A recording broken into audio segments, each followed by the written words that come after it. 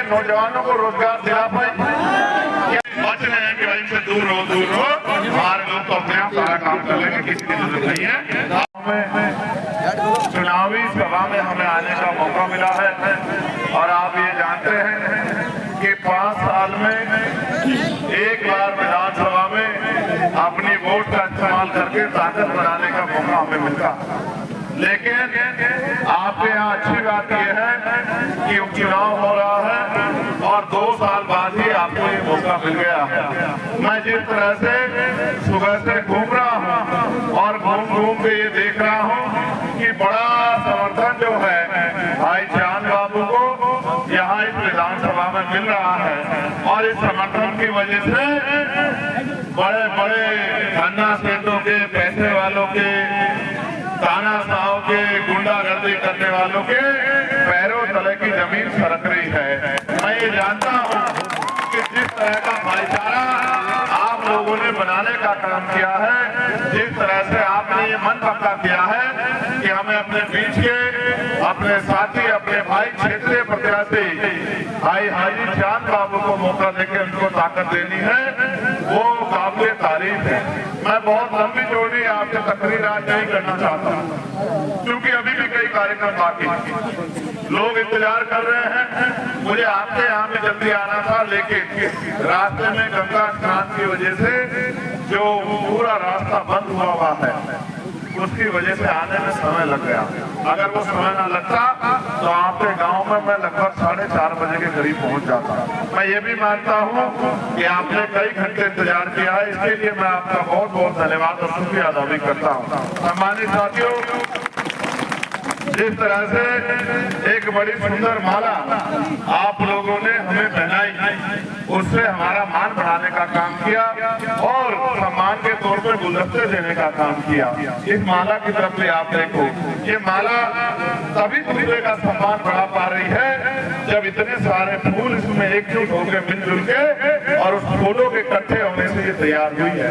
उसी तरह से जिस तरह का भाईचारा आप लोगों ने बनाया है, इसी से ताकत बनेगी और वो ताकत आपका और आने वाली पीढ़ियों का मुस्तकबिल तय करेगी। आज उत्तर प्रदेश में गुंडागर्दी की सरकार चल रही है, आज उत्तर प्रदेश में बुलडोजर की सरकार चल रही है, आज उत्तर प्रदेश में जालिमों के को ताकत देने की और कमजोरों को, मजलूमों को सताने वालों की सरकार चल रही है। हमें इस सरकार का वोट की चोट से मुकाबला करना है और मैं ये मानता हूँ कि पिछले लंबे समय से भीम आर्मी आजाद समाज पार्टी के साथियों ने जिस तरह से अपनी जिम्मेदारी को उठाया और उन्होंने जहाँ दूसरी पार्टियों ने अभी 15-20 दिन पहले प्रत्याशी तय किए, वही पार्टी ने 4-5 महीने पहले भाई चांद बाबू को ताकत देके जनता के बीच में जाने को कहा। पिछली बार उनको मौका मिलना था लेकिन वो मौका उनको नहीं मिल पाया, उनके अधिकार को छीन लिया गया। वो जब हमारे पास आए और उन्होंने अपनी पीड़ा हमें बताई तो हमने तय किया कि भाई हाजी चांद बाबू को ये मौका दोबारा मिलना चाहिए और हो सकता है सहयोग से ये उपचुनाव भी उन्हीं के लिए हो रहा हो कि उनको दोबारा से मौका मिलके विधानसभा आप लोग भेजने का काम करें। आप महसूस करके देखिए, ये सरकार जो सबके साथ सबके विकास की बात करती है, इसमें सबका विकास कहाँ? क्या ये किसानों के आंकड़े दूर नहीं कर पाई, या किसानों के गन्ने का रेट बढ़ा पाई, या किसानों के जो फसल है उसका दाम सही समय पे दिला पाई, या गरीबों के बच्चों को देखो। मैं मानता हूँ हर धर्म में सिखाया गया कि तालीम लेना बहुत जरूरी है, सिखाया गया नहीं सिखाया गया। तालीम से क्या होता है, तालीम से आपकी जानकारी बढ़ती है और आपको पता लगता है कि दोस्त कौन है, दुश्मन कौन है, अच्छा कौन है, बुरा कौन है, किसके साथ रहना है, किस रास्ते जाना है और किस रास्ते की तरफ मुड़ के नहीं देखना। लेकिन तालीम जहाँ से मिलती है उन स्कूलों को बंद करने का इंतजाम इस सरकार ने कर लिया है। लगभग 27,000 स्कूल ये सरकार बंद करने जा रही है। आप ये बताओ कि 27,000 सरकारी स्कूलों में पढ़ते कितने बच्चे? पैसे वालों के, दो भोगियों के, पूंजीपतियों के, बड़े बड़े नेताओं के, बड़े बड़े अधिकारियों के, बड़े बड़े सेठों के, इनमें बाबू साहब के बच्चे नहीं पढ़ते, इनमें आपके और मेरे गरीब परिवार के बच्चे पढ़ते हैं। वो गरीब परिवार के बच्चे तालीम हासिल करके आगे ना बढ़ जाए, अपनी गरीबी बेबसी लाचारी को काट ना दे, अपने माँ बाप को इज्जत की जिंदगी ना दिला दे और इज्जत की जिंदगी से ना जिए, कुर्सी में ना बैठ जाए, इसलिए स्कूल बंद करने का काम कर रहे हैं। जबकि 1,42,000 नौकरियां अध्यापक की यहाँ इस प्रदेश में खाली है और वो नौकरियां नहीं देंगे, क्योंकि नौकरियां देंगे तो दलित पिछड़ों को आरक्षण देना पड़ेगा।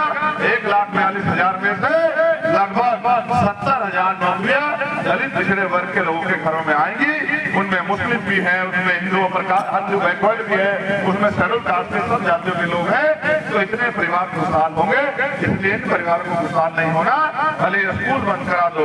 अभी इन्होंने 12-13 बस स्टैंड को प्राइवेट करने का फैसला लिया, इसमें बरेली का भी, बरेली वालों को बधाई हो कि बरेली का बस स्टैंड भी प्राइवेट किया जा रहा है। फिर क्या होगा कि आप अगर प्राइवेट बस स्टैंड में बैठेंगे तो उसके पैसे भी देने पड़ेंगे।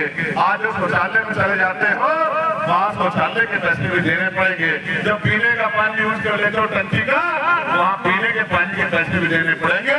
और तो और कुछ समय पहले चले जाओगे तो बैठने के पैसे भी आपको देने पड़ेंगे और किराया भी कई गुना पड़ जाएगा। मेरी बात को याद रखना, पहले कहते थे कि सरकारी रेल जनता की होती है, आप ये देखो जब से निजीकरण स्टार्ट हुआ आज रेल का किराया भी हवाई जहाज के बराबर है। गरीब उसमें सफर नहीं कर सकता।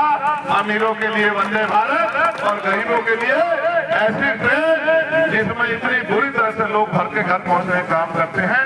अभी छठ का त्योहार है और आपने नहीं देखा होगा, मैंने देखा एक डब्बे में 300, 400, 500 लोग जानवरों के भरे में, लेकिन सरकार को नहीं सुन रही है। इसलिए मैं आपको कहना चाहता हूँ, ये बड़ी समझदार सरकार है, ये जानती है कि वोट किसका लेना है और काम किसका करना है। वोट आपसे लेती है और काम अपने पूंजीपति मित्रों का करते हैं। मैं आपसे बस ये कहना चाहता हूँ, चाहे वक्त का मामला हो और तो और मदरसों में, जो मदरसों में मुस्लिम बच्चे तालीम हासिल कर रहे थे, उन मदरसों को बंद करने के लिए सरकार ने कितना बड़ा जो है प्रबंध रखने का काम किया। मैं सुप्रीम कोर्ट का धन्यवाद दूंगा जिन्होंने मदरसा एक्ट को दोबारा बहाल कराने का काम किया। ये जो सरकार है, ये सरकार, आप समझो, किसी को मारने के लिए लाठी की जरूरत नहीं, उसका रोजगार खत्म कर दो, उसकी तालीम खत्म कर दो, उसको जानवर के जैसी जिंदगी जीने के लिए मजबूर कर दो। हम अपने मुल्क में आज गैर बराबरी का शिकार हो रहे हैं, कई जाति के नाम पे, कई धर्म के नाम पर।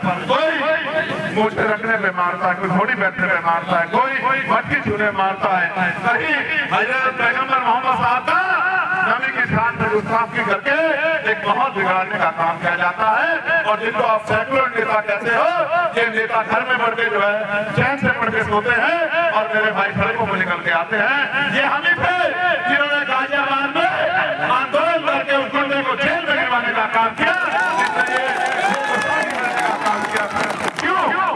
मैंने अपने लोगों से भी कहा, मैंने तमाम आदिवासियों से भी कहा कि इनसे कह दो सड़क पर आए, अभी चंद्रशेखर आजाद है, जिस दिन पार्लियामेंट चलेगी इस सरकार की नींव मिलाते हम लोग रख देंगे, हम सवाल पूछेंगे ये क्यों हो रहा है।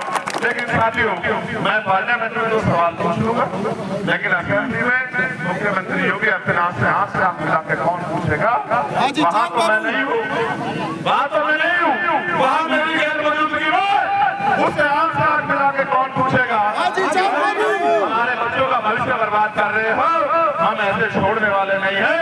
हम सड़क से लेके और असेंबली से सरकार की बजाने का काम करेंगे अगर ये हमारे बच्चों की नौकरी रोजगार छीनने का काम करेंगे।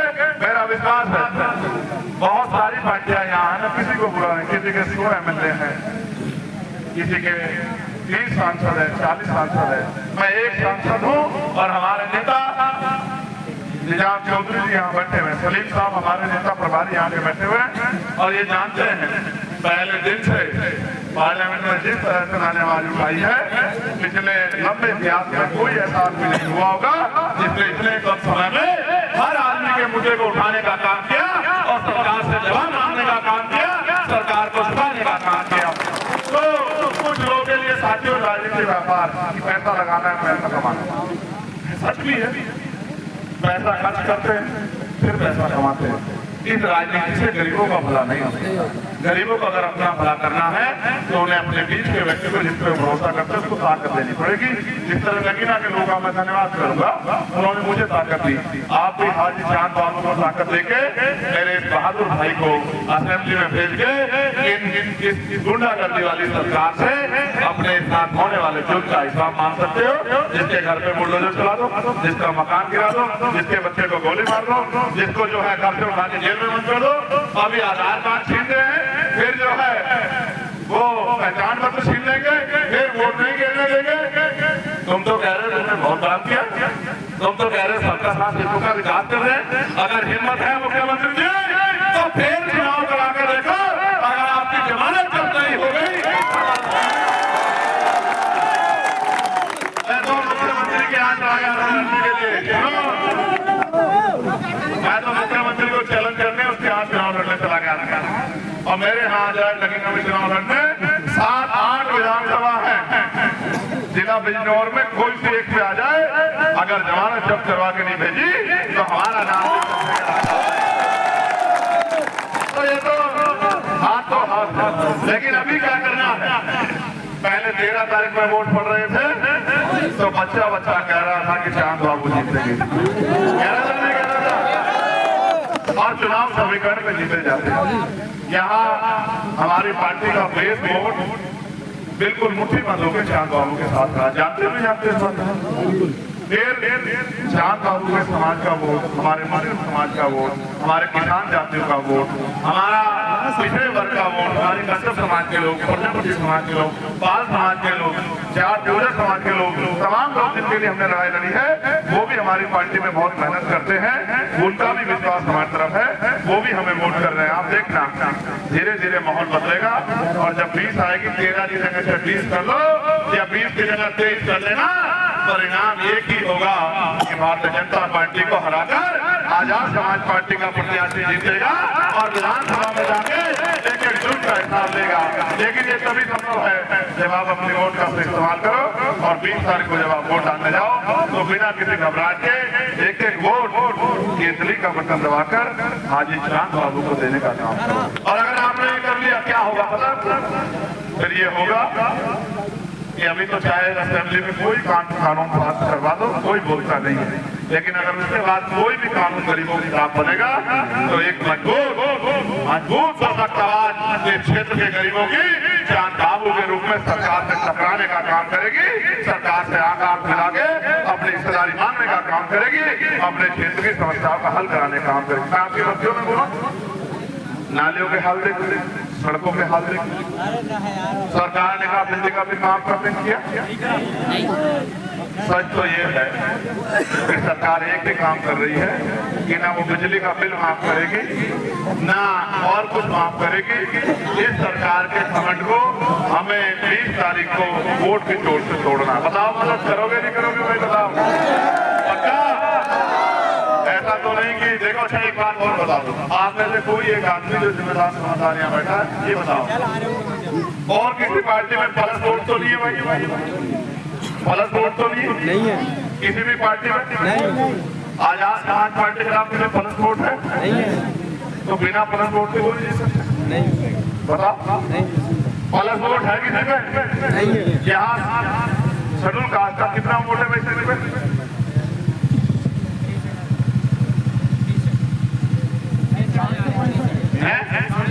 ये बताएंगे पत्रकार महोदय, बताओ भाई दो लड़के बताओ 60-65 तो शेड्यूल कास्ट का यहाँ 60,000 वोट है।